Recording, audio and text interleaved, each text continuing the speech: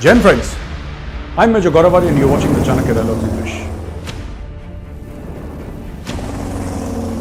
And so many other countries in the world are willing to deal in local currencies. Where does that leave the dollar? I'm saying forget about any other country. You have Russia, India, China. Well, Russia, India, China. They're scared of Lawrence Bishnoi. Did Lawrence Bishnoi have dealings with Khalistanis in the past? Of course. Of course, he probably has dealings with Khalistanis right now.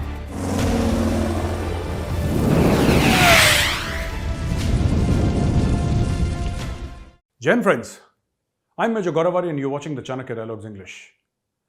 Like this video, subscribe to our channel and don't forget to press the bell icon. We covered this fact yesterday that Amritpal Singh, had surrendered, had been arrested, etc. Now it seems that he's been sent to Dibrugarh in Assam, which is the right place to send him. In fact, we should send him further east.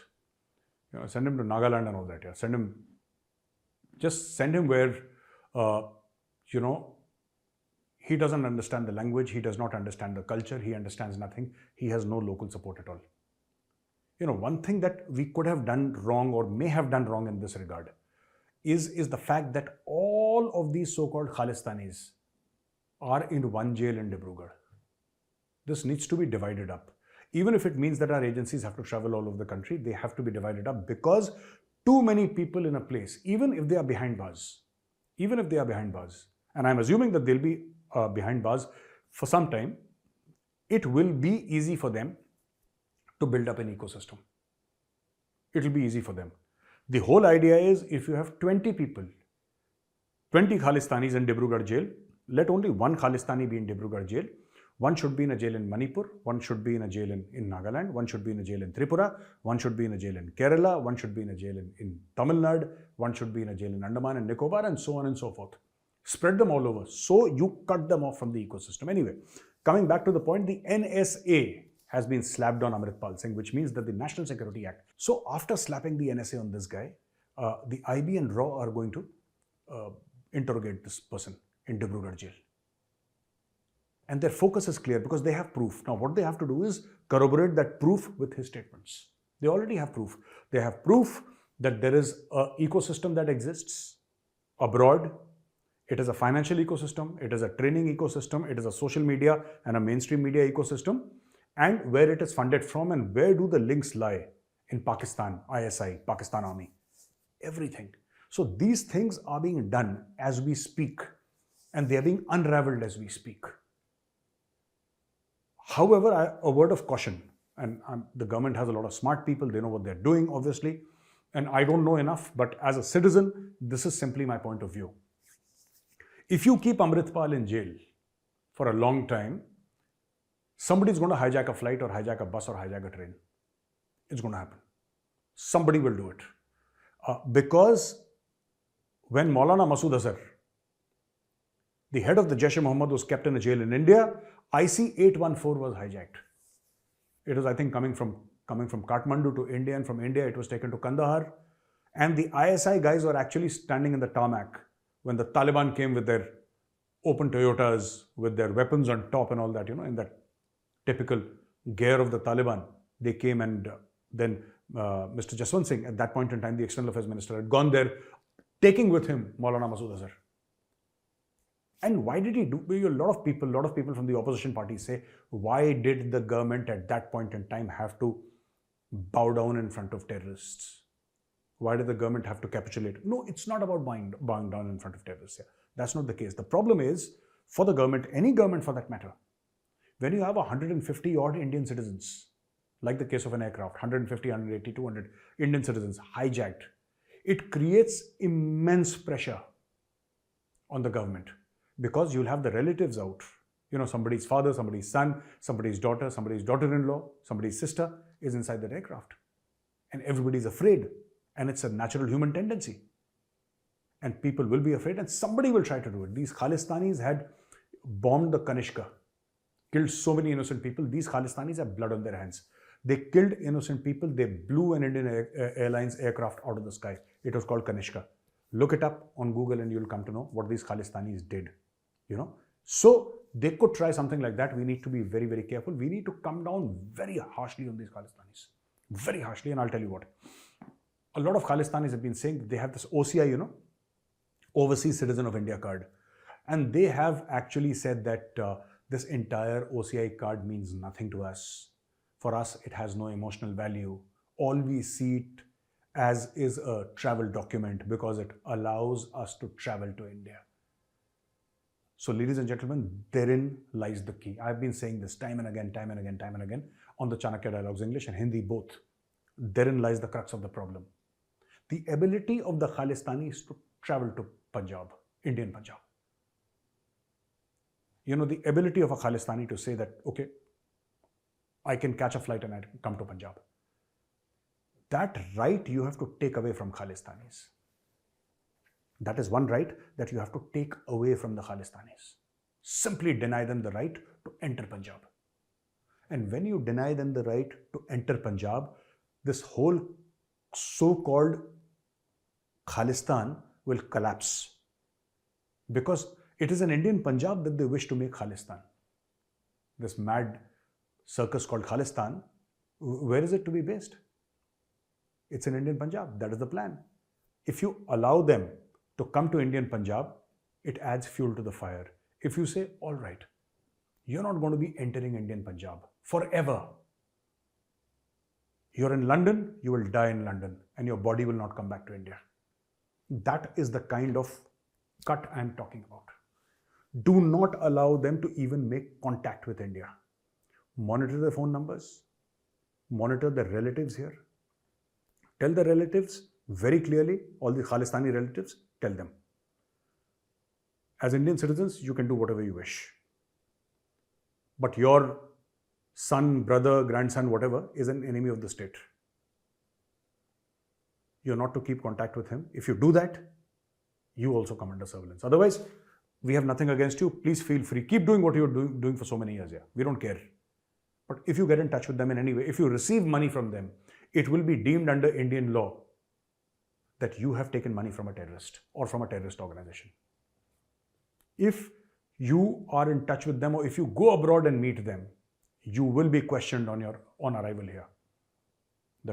And keep all these Khalistanis, even in UK, I'm telling you, even in UK, even in US, wherever they are, keep them under surveillance. I'm not saying that RNAW should do it. Outsource it. You have so many excellent detective agencies outside. So many of them. Excellent detective agencies. Pay them money. And shortlist 10, 15 detective agencies, let's say in London. And I'll tell you what to do. And tap their phones. They have the technology. Illegal, legal does not matter. When it comes to national security, all these are minor things not to be considered, right? Tap their phones, hack into their emails, hack into their phones, monitor their movement, pay money. All that the government of India has to do is pay money. Get the top people in London, the top detectives in London, gather all the information, right? And then sit in India and figure out what is the best way to destroy the Khalistani ecosystem. Have they violated certain British laws, which can send them to jail for 15, 20 years? If yes, then you give all that proof to a lawyer. Now, the lawyer will see whether he can legally use that proof in a court of law or not. Because you can't do surveillance without permission, right? Not everybody is permitted to.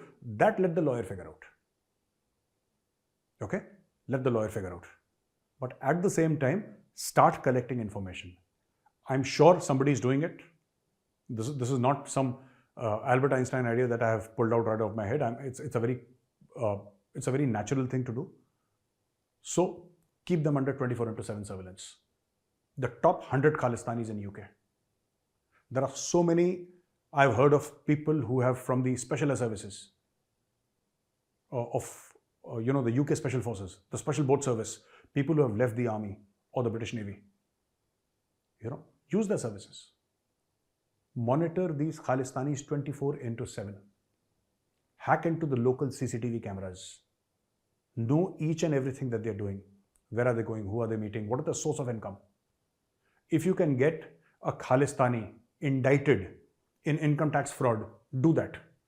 It does not have to do something directly with national security always. Al Capone was sent to jail. Al Capone, that great mafia don of Chicago, in the 20s and all that, he was the virtual ruler of Chicago. The police did not have the courage to touch him.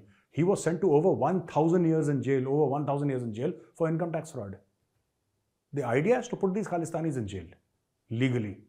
How do you do that? You do that by having enhanced surveillance on every Khalistani. This is what you should do. Deny them the very right to enter India. And even when they are in UK, they should know that somebody is looking at us, somebody is recording us, somebody is, we are under surveillance 24/7, and one wrong thing that we do could land us up in jail. Your credit goes, your job goes, your business goes, your family life goes, your house goes, everything goes. This is the way to fight against Khalistanis. Guys, anybody, I'm telling you, I am of the opinion, no mercy in this regard. Show them absolutely no mercy, these Khalistanis. And one more thing I'd like to say before I move on to the next item. Khalistanis are spreading rumors about me, trying to troll me on social media, and trying to say that, Major Gaurav Arya is against Sikhs. This is the narrative that they're trying to float against me. I just want to say something. Most of these so-called Khalistani handles are run by Pakistanis. You come to know as soon as, the best way to catch a Pakistani is when he starts writing tweets in English. You will know that he's a Lahori because he can't put two sentences together. He just can't do it. Lahoris can't speak Urdu properly. Forget about English. English is a foreign language. English is the foreign language, and English is no measure of a man's intelligence. But Lahoris can't write Urdu straight, which is supposed to be their national language. So they're not very bright. And when they tweet, you come to know that this tweet originates from Lahore. You don't have to check the IP and the origin, etc. Nothing technical. Just read the tweet, you'll come to know this is an uneducated Lahori who's doing it for a few dollars. That's it. It's very easy to catch them. Now, what I'm trying to say is that these people have been trying to, say that, Major Gaurav Arya said that Lawrence Bishnoi is a hero, and he's making Lawrence Bishnoi into a hero. Lawrence Bishnoi is a criminal. How can he be a hero? But the fact of the matter is, Khalistanis are scared. Bhai, Lawrence Bishnoi is in prison for what? He's in prison because he's a convicted criminal. Right? He's a convicted criminal. That's why he's in prison. But understand, Khalistanis are dead scared of Lawrence Bishnoi. Did Lawrence Bishnoi have dealings with Khalistanis in the past? Of course. Of course, he probably has dealings with Khalistanis right now. But the fact of the matter is, Khalistanis are dead scared of this guy. And you must use this fear against them. Use every rule in the playbook against the Khalistanis, legal or illegal. Bring them to heel. They will wilt under pressure. All of them are like this. I'm telling you, all Khalistanis are like Amritpal. Oh, pulse aa gayi, pulse. I'm telling you, they have the hearts of pigeons, these Khalistanis. And Khalistanis, I'm telling you, ladies and gentlemen, on record, I would like to say, Khalistanis are not Sikhs.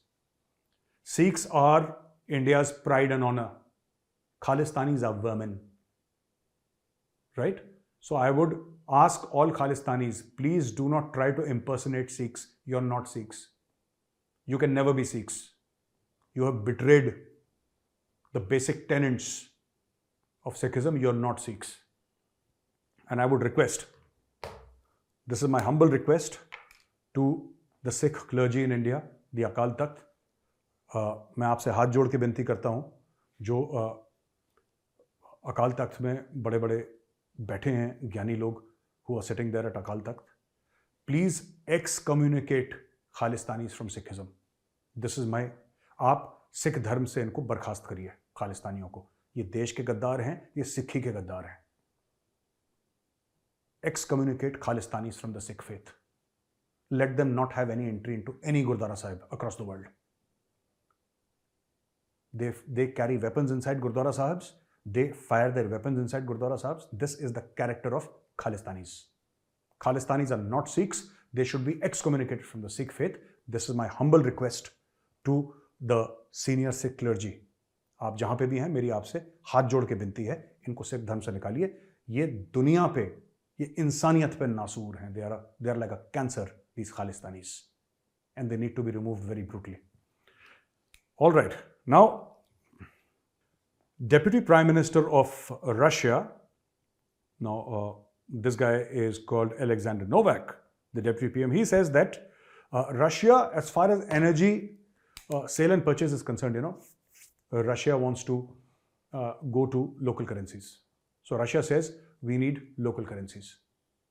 So what are local currencies here? For example, India has been giving rupee and buying, Russian oil. So has China.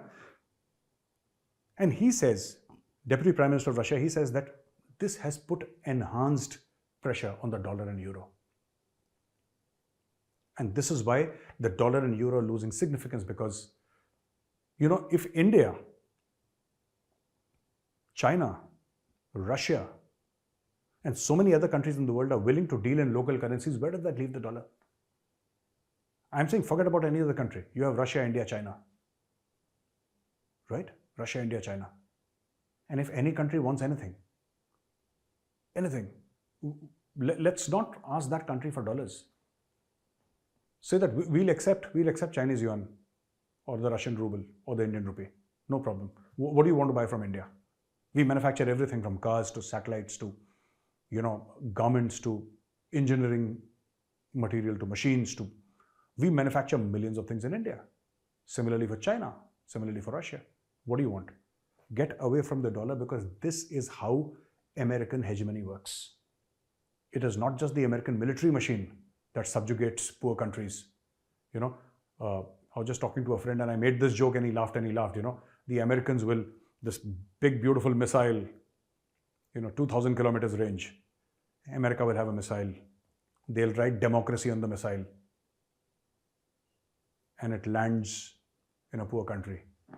And that is America bringing. America has never managed to bring democracy everywhere. And all the wars they have fought are for democracy.